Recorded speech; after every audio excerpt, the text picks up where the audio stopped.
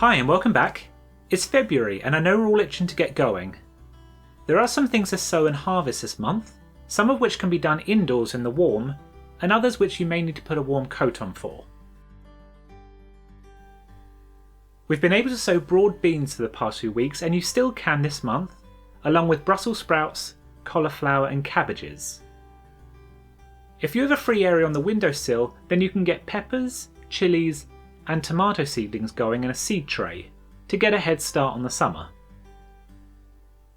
Shallots, garlic and onion sets can go in the ground too, and space these a few weeks apart for a longer harvesting period later in the year. You can also sow some lettuce indoors for some early salad leaves.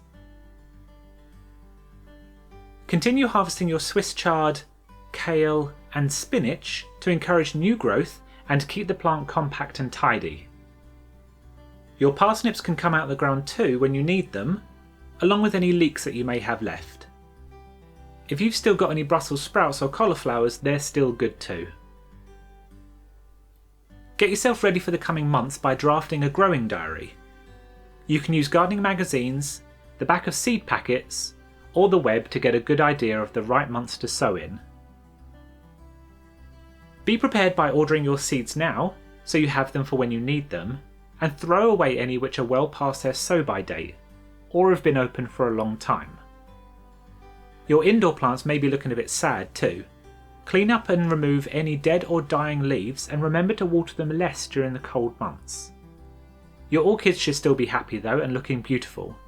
Maybe it's a good time of the year to get yourself some more orchids. And that's about it.